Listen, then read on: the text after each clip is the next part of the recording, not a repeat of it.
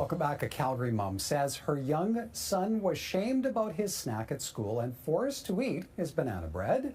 In the hallway, the school has a policy that only fresh fruits and vegetables are appropriate snack foods. But this mom says her autistic son has some food preferences that she accommodates so that he will actually eat. Brent, what do you think of the enforcement of healthy lunch policies?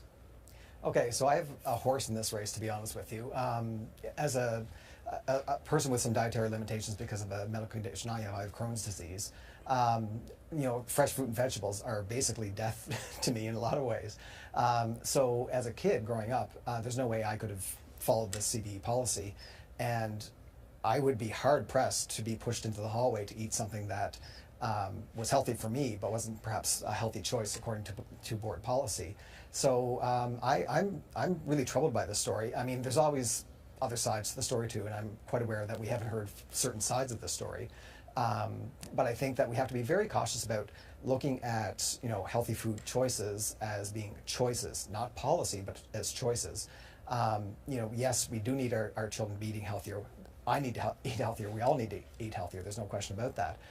But forcing a student, particularly in this case, a student with autism, which I think is also a compelling factor in this situation, into the hallway to have his banana bread solitary by himself when socialization is a big concern for kids with autism, I think flies in the face of all reason.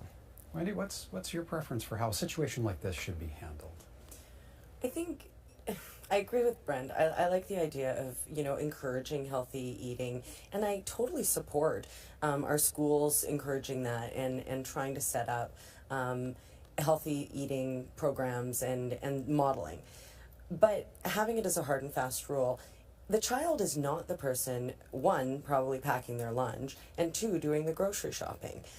So no matter, you know, what child this is. So this is punishing the child. This is punishing the child. And my other point when I read about this was there's banana breads that are made gluten-free and that are vegan and could be very, very healthy choices. So it's a really subjective thing that I have concerns that the child is being punished, ostracized, put out in the hallway to eat it. And I don't think this is how we're going to encourage our children to think about healthy eating in a healthy way. It's going to put a negative spin on it. And shaming anyone, it's rejecting something. It makes me want to turn away from it. The school should reach out to the parents then? I think, you know, if it is something that is a major concern and it's a policy of that school, then it would be the parent that the dialogue should happen with if there needed to be a dialogue. Judy, where does this leave teachers in the equation? Well, I kind of feel for the teacher on this one. Without knowing all the information, I think she didn't intend to punish the child by putting him in the hallway. I think she was just trying to do damage control and not let the other kids see that, hey, he brought banana bread. But I think it's a wider issue. It's why are schools teaching health anyways? I think that's parenting.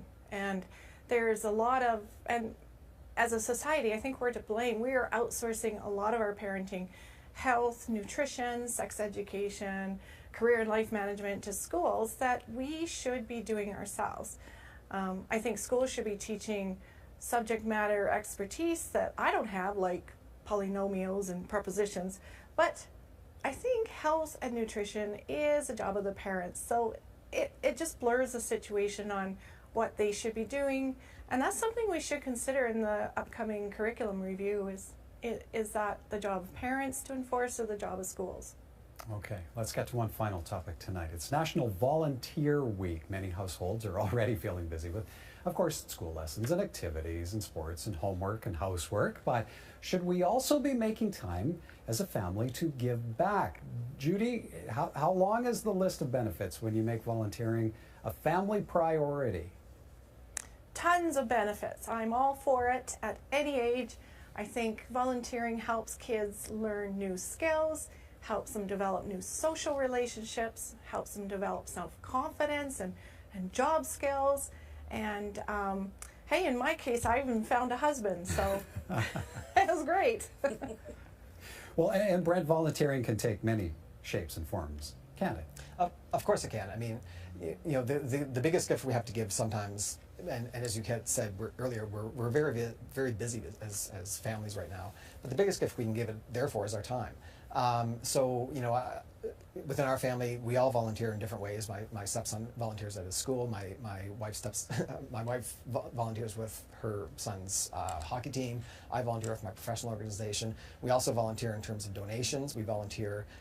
So beyond time and money, there's also just the and I guess what the bigger point is the psychological benefits of the volunteering across the board. It benefits those with whom we volunteer. It benefits ourselves as families and as individuals. It benefits us, as Judy's indicated, across the lifespan. So it's not just kids. It's adults. It's older adults. It's a win-win situation across the board. So the fact that we have to have a volunteer week, I find interesting, but it's something that draws attention to it, and anything that draws attention to getting people involved in their communities, I think, is probably a good thing. Brent, maybe speak a little bit more to that element of psychological benefits. So psychological benefit in the case of volunteering is that we go beyond ourselves. We go beyond our day-to-day issues and concerns and anxieties and those sorts of things. We see the bigger world beyond our families and sometimes even beyond our communities, our neighborhoods, I should say. So we get to go out and we see what's happening in the world around us. And sometimes, you know, in our day-to-day lives, we are so busy with, you know, schedules and school and hockey and sports and drama and art and music and all those other things that we kind of lose sight of what the bigger picture is. So the psychological benefit is increased self-esteem, less anxiety, a greater sense of community, a greater sense of social connectedness, lots of different benefits. So again, there's really, it's really hard to find a downside here. And Wendy, when we do it as a family, how do you think that shapes the child as they become an adult? They grow and they continue to give. I think we're modeling it as a regular behavior and a regular activity. And it's fun too. Like, that's the other thing. We, you know, in different organizations that I've worked in, we could spend thousands of dollars on team building exercises and bringing people in. The best team building exercise, whether it be at work or with your family, is go and volunteer. Have a common goal to help somebody else out and support your community. And doing those things, you will see a difference in your children when you walk out of the door, out of the activity. It changes so much. Oh, even gets you a spouse. And it gets you a spouse. Look at Judy. I don't know if Judy's the norm in that, but good luck, everybody. Yeah, but good on Judy. Okay. Thank you ever so kindly, folks.